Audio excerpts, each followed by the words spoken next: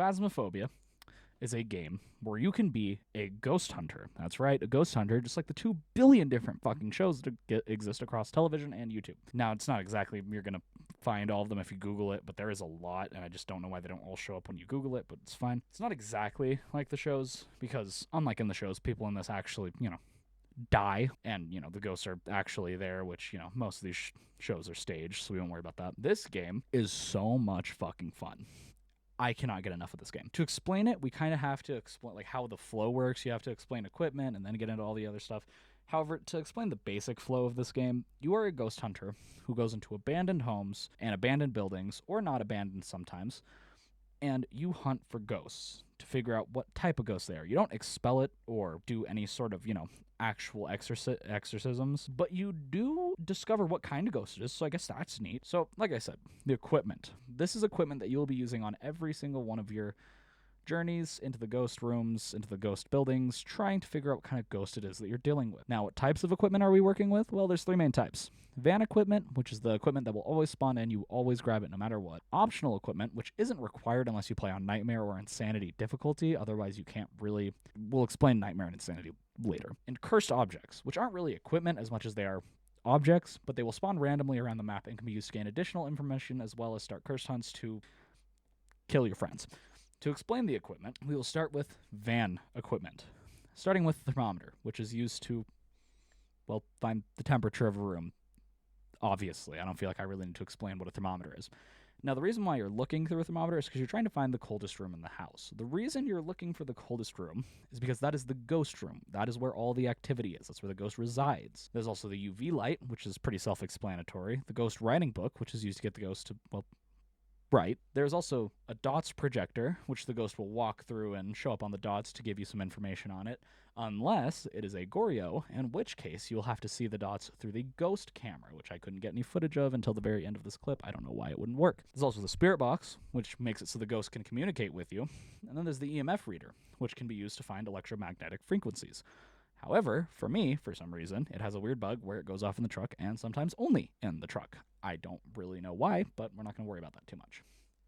Now, you're also going to be using optional equipment in Nightmare and Insanity difficulty, which take away 1 to 2 pieces of evidence in your book, respectively. So you need this optional equipment to figure out what exactly it is that you're dealing with. To start with, we have stuff with, like, the parabolic microphone, which is used to detect noise from any direction you are aiming at. Can be your teammates, can be the ghost, can be equipment. Just amplifies sound. There's also the crucifix, which can be used to stop the ghost from hunting you and your friends. And very important is the salt and the motion sensor, because if a ghost steps in the salt, you'll know it's not a wraith. But if it steps through your motion sensor, but not the salt that I typically put directly under a motion sensor, then it has to be a wraith, because wraiths float. There is more equipment, like the candlelight, which will be blown out by a ghost, and if it's an Onryo, can start a cursed hunt. But not all of it do I use, or I don't have footage of, because all of my friends use it, and I never get the chance to. But that's fine. Once you finish a hunt, and then discover your ghost type and leave, whether because you all died or you left through the truck, you'll lose all of your equipment unless you manage to bring it back to the truck. Now, once you're in the lobby and you're done with your hunts, you can buy more or talk about the tweaker in the break room. Let me see her challenges. This room over here tweaking out. Wait, I just noticed that. I feel like I've talked to you about her before. Oh yeah. I just probably wasn't listening. Yeah. I might have been to the bathroom, who knows. But I think we had literally had a whole conversation about it. I think you were just like zooted. I probably was pretty zooted. Next up, I'm going to talk about the cursed objects. Now, I'm not going to talk about all of them because there are some of them that I don't think I've literally ever gotten, voodoo doll. And because of that, I don't really have any information on them to talk about. However, I will talk about my favorites. The summoning circle is first on that list because it can be used to summon the ghost, which means you can take a picture of it or gather information on what it looks like to determine what else it could be. Also can be used to, kill your friends. The Ouija board is also great because it can help you find the ghost room by asking where it is. You can also ask questions about the ghost's life itself, how it died, stuff like that. The mirror, which you can look through to just see the exact spot of the ghost room, but if you look in it too long, it'll crack and start a cursed hunt. And the monkey's paw, which is my favorite because you can ask it for knowledge, and I think Keone would agree with me. Keone's gonna fucking die.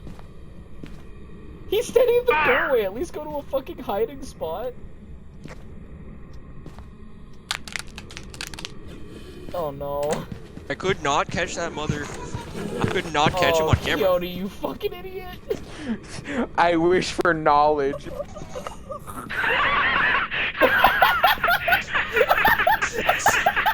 Now, at this point, it's worth noting that all these objects cause what is called a cursed hunt, which is a hunt where the ghost is more aggressive and typically faster, most commonly caused by our addiction to gambling with our lives and tarot cards. My turn!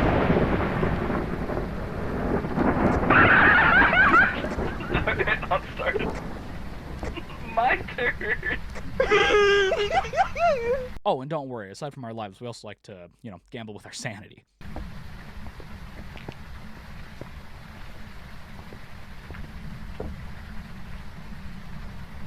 He's doing it from deep. I just lost 25% sanity, brother.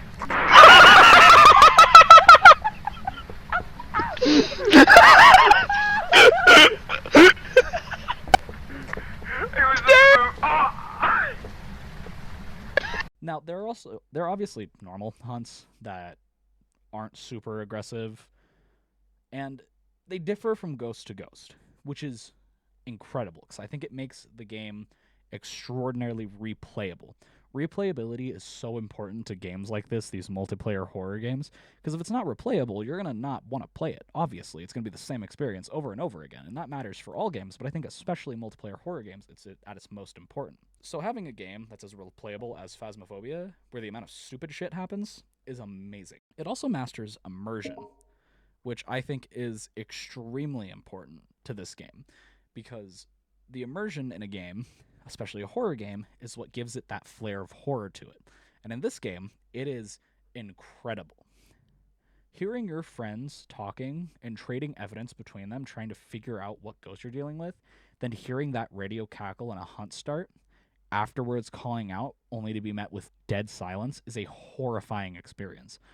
But in a good way, in the sense that it fuels your desire to solve the mystery and find the ghost. And sometimes make fun of their goofy dead bodies, which is one of the only negatives this game actually has.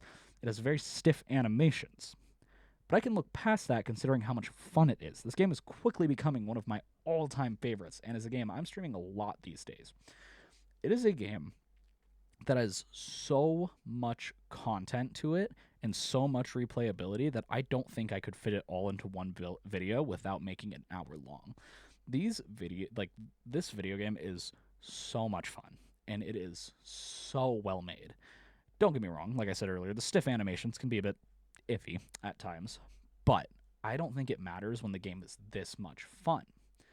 Speaking of streaming, if you ever want to come to our Twitch chat, I would definitely recommend it. If this video made you chuckle or even smirk a little bit, I would definitely check it out, because it's where I get all of my footage and where we have thrilling conversations, like new slang for chat and E-boy Jesus, I guess.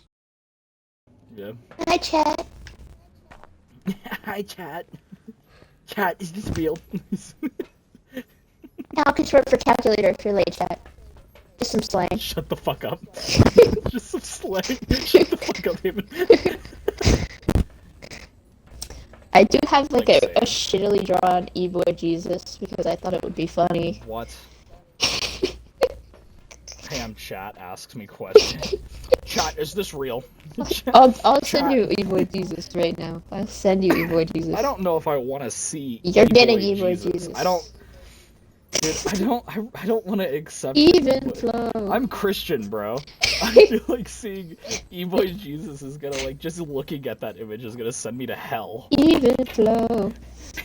It's like, are you singing the fucking one song Yes. for all the Steezus Yes. memes, shredded for our sins when he's on the skateboard? Yeah, he has a skateboard. Oh my god, E-boy Jesus, I hate that so much. He's so peak. If that's not your thing, you could always tell us about your childhood, like Keone here. God damn Keone. Keone's in chat. He goes, I gave up on my art dreams after 6th grade when my art teacher told me to. Jesus Christ.